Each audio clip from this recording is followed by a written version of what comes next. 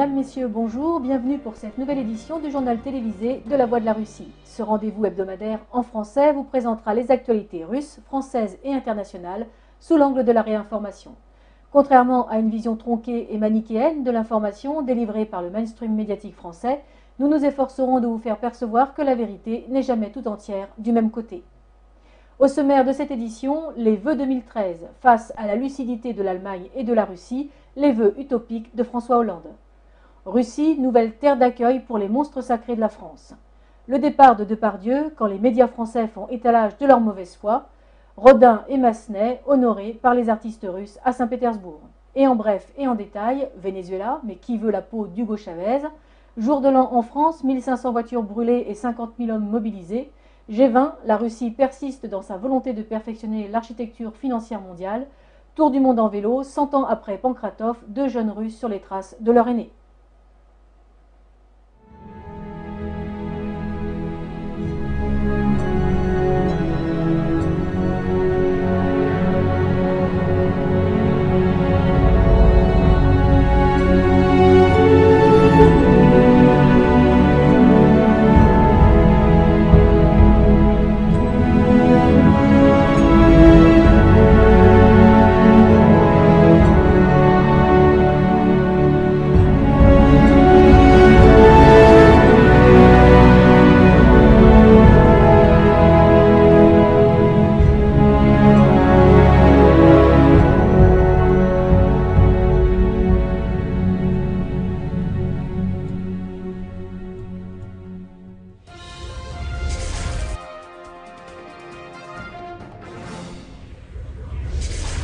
Le président de la République, François Hollande, a présenté ses vœux. Fidèle, au moins à cette tradition de fin d'année, il a tenté d'offrir à des Français de plus en plus moroses des raisons d'espérer. Dans un discours fleuve, à grands coups d'envolée lyrique et optimiste, François Hollande appelle les Français à se mobiliser pour impulser ce grand bond en avant qu'il semble appeler de tous ses vœux, du moins économiquement. En effet, c'est sur les prochaines mesures qu'entend développer le gouvernement que porte l'essentiel de son discours. Un discours qui ressemble plus à un rappel des promesses électorales et fait davantage songer à un examen de fin d'année civile qu'à des souhaits sincèrement adressés aux Français.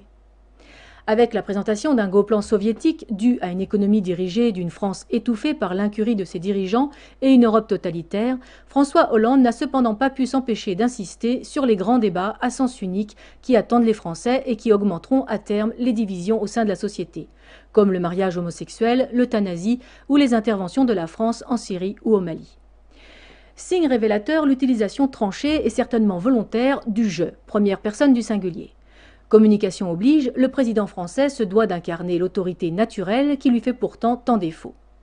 Il en aura encore grand besoin pour imposer aux Français, dénommés « vous » dans son discours, donc ceux qui suivent, le bataillon des mesures aussi impopulaires qu'inutiles que dicte sa feuille de route. Véritable dichotomie emblématique de dirigeants élus, le plus souvent par défaut et coupés, comme certains dictateurs, des aspirations de leur population et encore plus de la réalité dans laquelle se trouve leur pays. Le général en chef Hollande engage donc la bataille économique quand tout est perdu. Tout pour l'emploi, certes, mais comment lutter quand il vous manque une jambe et que l'on vous a attaché les mains dans le dos? Vu les déséquilibres entre les marchés, comment réussir sans outils de production suffisants ou sans les protections nécessaires? Comme en 40, la France n'est absolument pas préparée aux conflits économiques qui l'attendent en 2013. À l'époque, certains recouraient à Jeanne d'Arc ou à Marianne pour espérer un miracle face au déferlement allemand étonné de la fragilité française. Et cela au prix du sacrifice des plus braves, préférant mourir en combattant que reculer ou subir la honte d'une défaite, comme leur avait appris leur père à Verdun. Mais François Hollande n'est pas Clémenceau et l'ennemi n'est plus l'Allemagne. Bien au contraire. Il serait peut-être préférable de s'appuyer sur son économie compétitive et le pragmatisme de ses dirigeants qui, eux, ne s'illusionnent pas des épreuves à venir et des efforts que devront fournir les Allemands. La chancelière Angela Merkel, lors de son allocution pour la nouvelle année, a averti ses concitoyens que l'environnement économique sera plus difficile en 2013 qu'en 2012. Elle les a appelés à la patience et au courage. En raison d'un ralentissement de la croissance économique, l'Allemagne prévoit une croissance de 0,4% quand la France, elle, en reste à son illusoire 0,8%. La chancelière marque ainsi une nette différence d'opinion avec François Hollande qui se montre, lui, très optimiste. Autre différence importante, la chancelière a redonné fierté et réussite aux Allemands en faisant entendre leur voix, en appelant à plus de responsabilité les États de la zone euro comme dans le reste du monde. à l'instar du président de la Fédération de Russie, Vladimir Poutine, qui a rappelé dans ses vœux que 2012 fut une année importante pour le pays. Les résultats de la Russie, tant économiques que diplomatiques, en témoignent. Pas de discours fleuve ni moralisateur. Dans un style direct et révélateur, Vladimir Poutine s'est exprimé à la première personne du pluriel. Le je singulier et détaché s'effaçant devant le nous collectif. Les vœux du président Poutine sont un véritable témoignage de reconnaissance et d'estime adressé au peuple russe, le remerciant de son courage et du travail accompli pour œuvrer à l'unité ayant permis de tels résultats. Il a réaffirmé sa confiance en une Russie consciente de son histoire et de sa capacité de développement actuelle comme future, en lui demandant de demeurer attentive, disponible et miséricordieuse envers autrui, mais sans attendre de miracle, car il convient de ne compter que sur ses propres forces et sur ses proches. L'accent a été mis sur les valeurs familiales et patriotiques et donc sur l'unité permettant de résister à toutes les épreuves et de construire l'avenir sur des bases stables. Comme il l'a souligné, au seuil de l'avenir, nous espérons certes des changements heureux et porteurs de joie, et nos projets personnels sont inséparables de la Russie. Ils sont animés par nos sentiments chaleureux et nobles envers la patrie. Et de conclure sur cette parfaite note d'espoir et de confiance absolue dans l'avenir, que les enfants naissent et que les bonnes intentions se réalisent, que la joie et la concorde règnent dans chaque maison et dans chaque famille. Alors la Russie sera forte et inébranlable. Vous pouvez retrouver l'intégralité de son discours sous-titré avec la transcription en français sur le site de prorussia.tv. Que de comparaisons et de leçons à méditer pour cette nation française, jadis souveraine et capable de construire son propre destin. Le faux patriotisme économique prôné par François Hollande ne suffira pas à faire émerger les énergies nécessaires à une simple volonté de redressement. Et ce n'est pas qu'une question de style. Aux divisions imposées aux Français par les lubies socialo-libérales, il serait bon de faire appel aux mânes des grands ancêtres comme Vercingétorix. N'est-il pas indiqué sur la statue du grand chef gaulois que la Gaule unie, formant une seule nation animée d'un même esprit, peut défier l'univers? Encore faut-il avoir connaissance de son histoire pour avoir les moyens de s'offrir un avenir.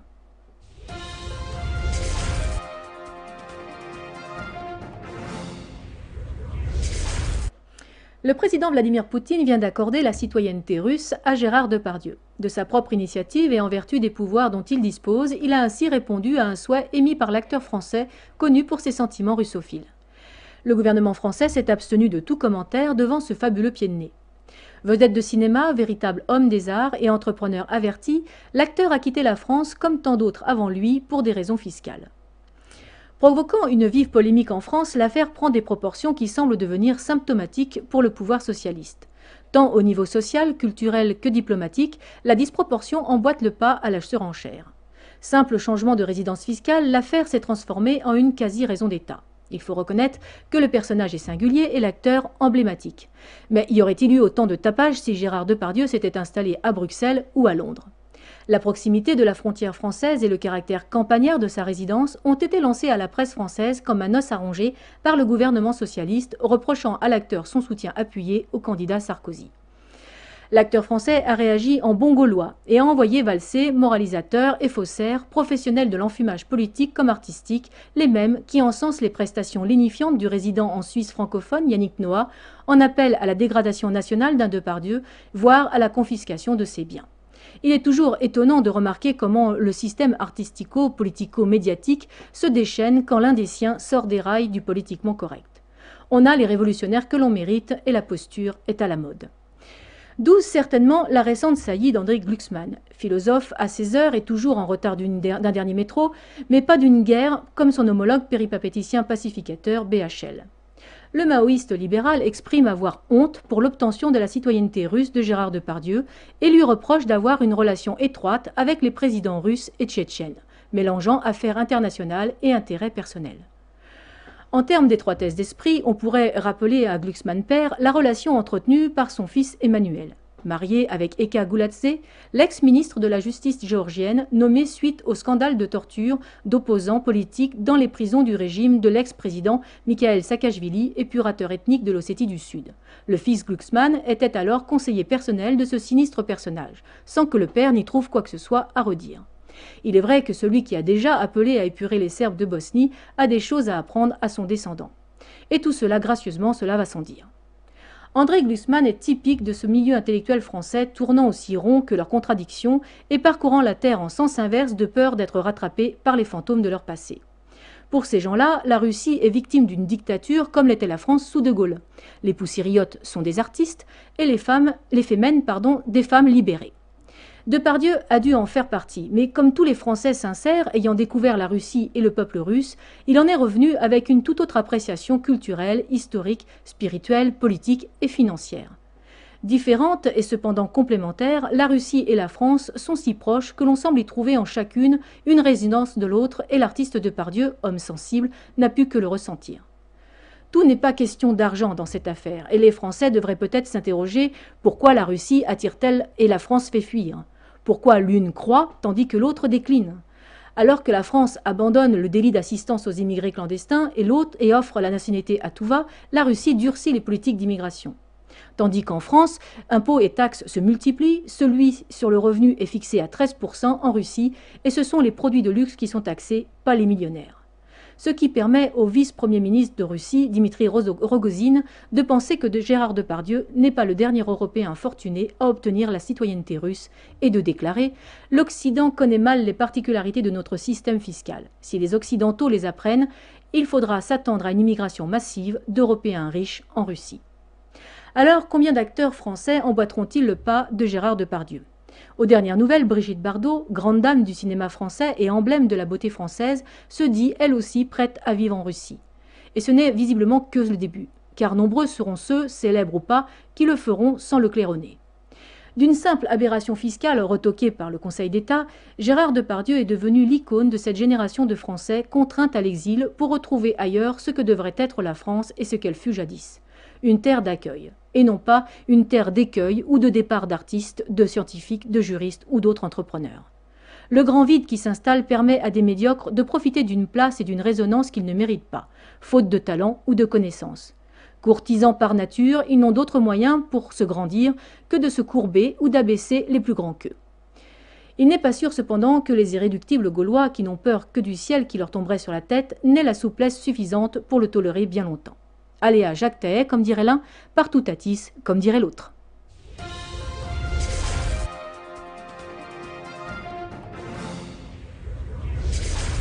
Le départ tonitruant de Gérard Depardieu pour la Russie aura réveillé en France la haine de toute une caste politico-médiatique pour ce grand pays européen indépendant et fier de l'être. Et lorsque l'icône Brigitte Bardot, la plus belle Marianne que la France ait pu rêver, joue la polémique en annonçant aussi son départ pour la Fédération de Russie, on atteint des sommets de manipulation et de mensonges. Nous ne pouvons faire une liste exhaustive des atteintes au bon goût, à la vérité et au droit qui ont caractérisé les médias français ces derniers jours. Aussi, nous contenterons-nous de regarder la journée du vendredi 4 janvier sur France 2. Ouverture du feu dans la très écoutée émission de Télématin avec les 4 vérités qui reçoit Laurent Geoffrin du Nouvel Observateur.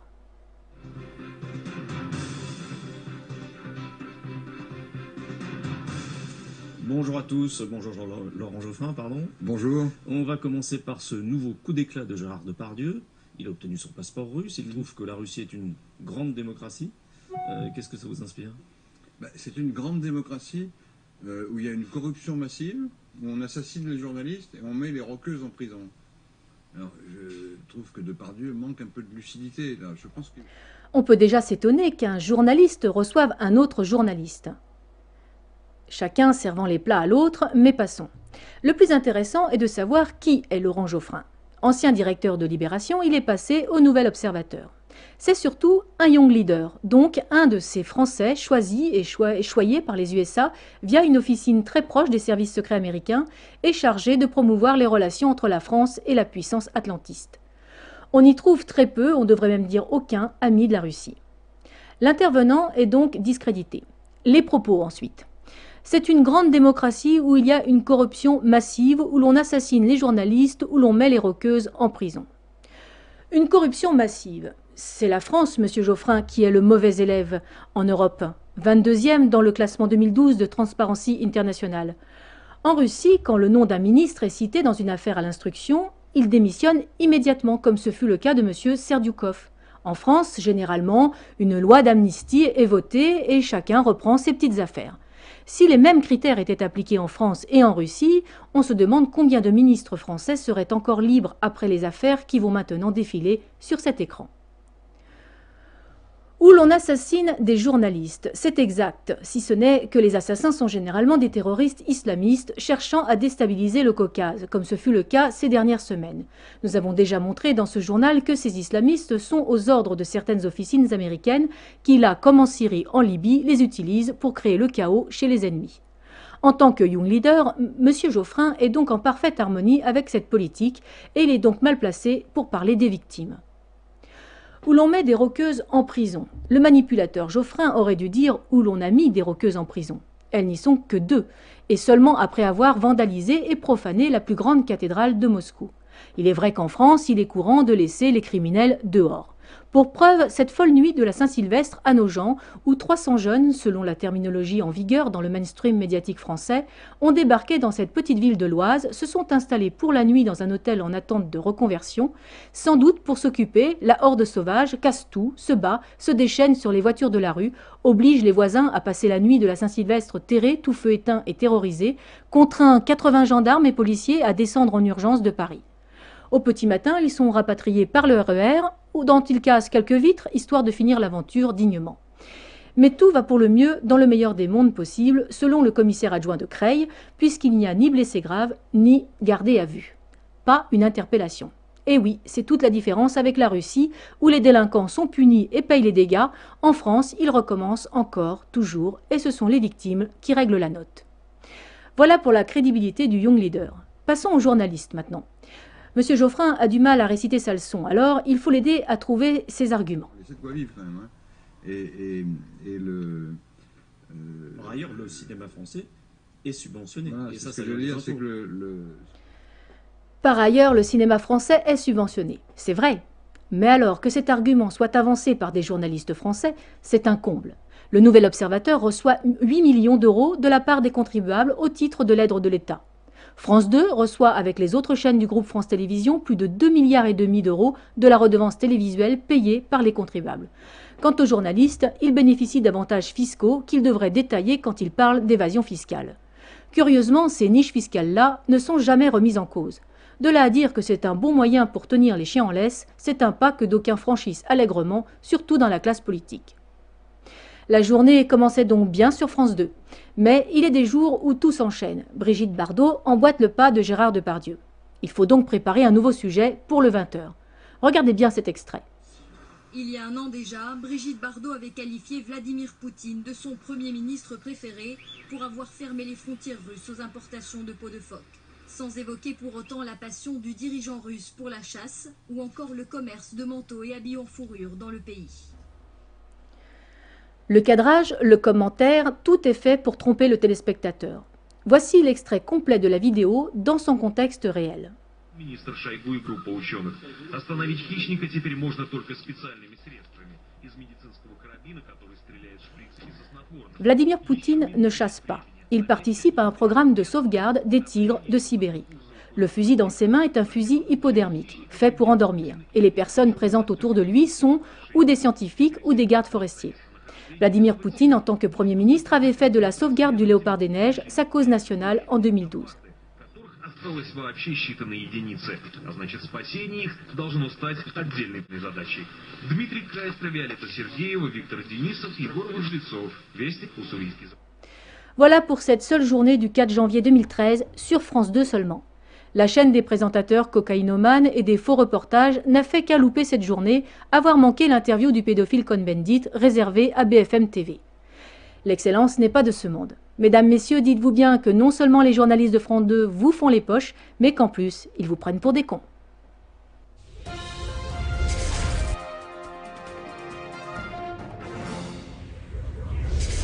Mais pourquoi certains souhaitent-ils tant avoir la peau d'Hugo Chavez? Au pouvoir depuis 1998 et réélu après un vote historique le 7 octobre dernier, le président vénézuélien mène un combat sans merci contre son cancer. Son état de santé l'a incité à désigner son successeur dans le cas où Dieu le rappellerait à lui. Les peuples sud-américains, mais aussi ceux d'une grande partie du monde, prient pour son rétablissement après la 4e tentative de cancer pour le terrasser. Il faut dire que l'homme est solide, tant moralement que physiquement, et qu'il en faut beaucoup pour l'abattre. Victime d'un coup d'État en 2002 organisé par une caste américanisée, il a été rétabli dans ses fonctions par l'armée et la population. Plusieurs tentatives de meurtre sur sa personne ont été déjouées, comme celle d'un possible agent des services secrets français récemment expulsé du Venezuela après 4 années de détention. Étrangement, ni l'ambassade de France à Caracas, ni les autorités ou la presse française ne se sont exprimés à ce sujet. Nul besoin de jeter l'opprobre sur l'exécutant des basses œuvres. Il convient par contre de s'interroger sur les motivations d'un pouvoir politique français qui délivrerait un tel ordre. Quels intérêts auraient poussé les services de l'État à organiser en 2009 un attentat contre le dirigeant d'une démocratie sud-américaine? Contrairement à un Kadhafi qui menaçait de révéler les conditions de financement de la campagne du président de l'époque, on ignorait que la France avait des intérêts directs à éliminer Hugo Chavez. À moins qu'un accord entre les groupes pétroliers américains et français n'ait permis d'envisager une telle extrémité. Rappelons qu'à cette époque, Hugo Chavez avait nationalisé les ressources pétrolières du Venezuela. Le Venezuela connaît une inflation en baisse couplée à une croissance positive grâce à l'intensification des investissements sociaux, à la construction massive de logements, au contrôle des prix en faveur des secteurs populaires et au salaire minimum le plus élevé du continent. 51% de son PIB est issu de la manufacture. Première réserve de pétrole mondiale, le pays est en outre le 11e pays exportateur de pétrole. De quoi attirer bien des convoitises. Et on sait que les États-Unis, fidèles à la doctrine Monroe, ne tolèrent pas les élections de dirigeants échappant à leur hégémonie. Devant le silence gêné des autorités, toutes les conjectures se valent. Les rédactions de Voix de la Russie et de ProRussia.tv s'associent aux vœux de rétablissement adressés au président Hugo Chavez.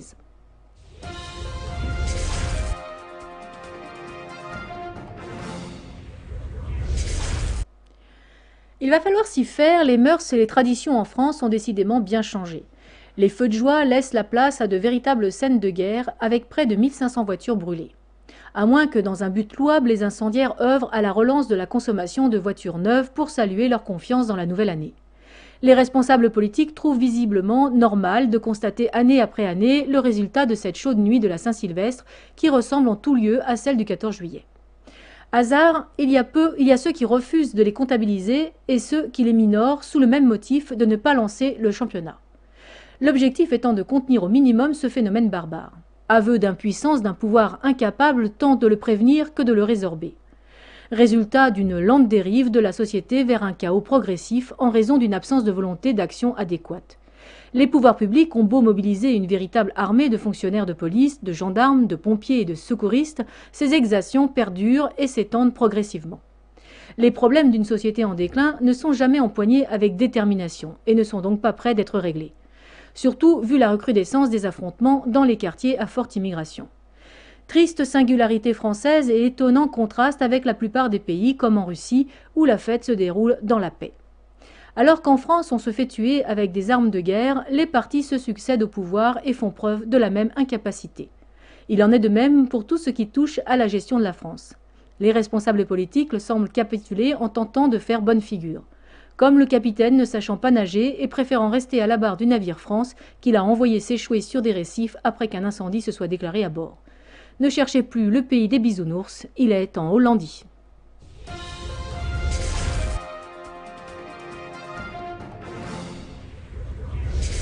Conformément à ses engagements et ses objectifs, la Russie souhaite réformer l'architecture financière mondiale et le fonctionnement actuel du Fonds monétaire international. 2013 est l'année de la présidence russe du G20, dont les membres produisent 90% du PIB mondial et effectuent 80% des échanges commerciaux dans le monde. À l'origine, forum de discussion pour les ministres de Finances et des chefs de banque centrale, la crise financière mondiale a transformé le G20 en réunion des chefs d'État. Pour Sergueï Sobtchak, vice-ministre russe des Finances, la réforme du FMI a été lancée. Des mesures ont été prises pour résoudre les problèmes qui avaient déclenché la crise globale. Ce sont les problèmes de la régulation financière des marchés qui ont acquis une dimension globale. Financer les investissements et combler les dettes sont les deux grands sujets de réflexion présentés par la Russie pour remplacer les prêts bancaires. Pour le ministre des Finances, Anton Siluanov, la situation de la dette dans certains pays est telle que les investisseurs sont inquiets. Comment ces pays réagiront-ils? Vont-ils réduire la présence de l'État, augmenter les impôts, prendre quelques autres mesures? L'utilisation de fonds de pension ou d'assurance pourrait être avancée pour stimuler le développement économique en échappant à la logique de la dette. Concernant le fonctionnement du FMI, la Russie propose de changer de formule et de distribuer des quotas en fonction de la part du PIB national dans le PIB mondial. l'instauration de quotas devant permettre aux pays occidentaux de compenser une partie de la perte des prérogatives qu'ils détenaient jusqu'à présent. La structure du FMI est depuis longtemps en décalage avec les réalités du monde contemporain. Anton Siluanov a souligné qu'il est nécessaire de trouver un compromis entre les pays. Nous devrons nous pencher sérieusement sur la question du perfectionnement de l'architecture financière. La première rencontre se tiendra à Moscou les 15 et 16 février prochains.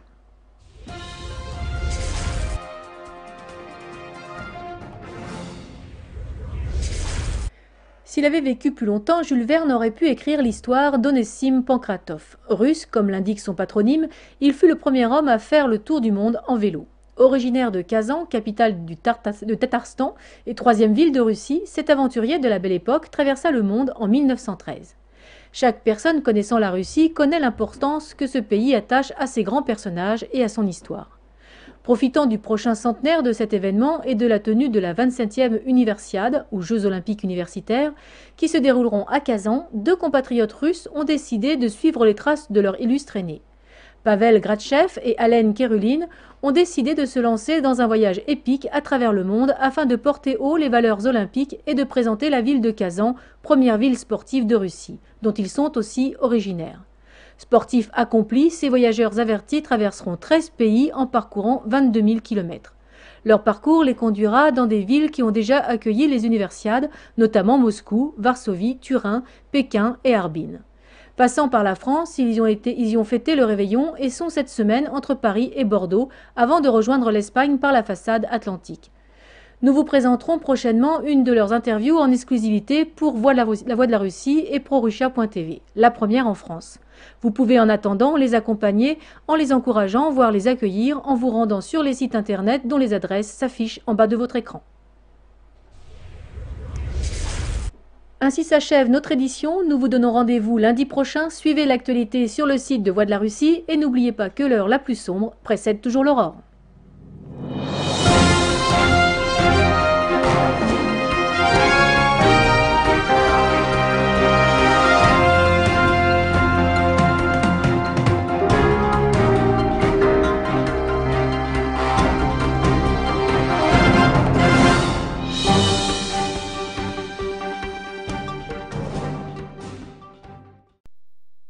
Thank you.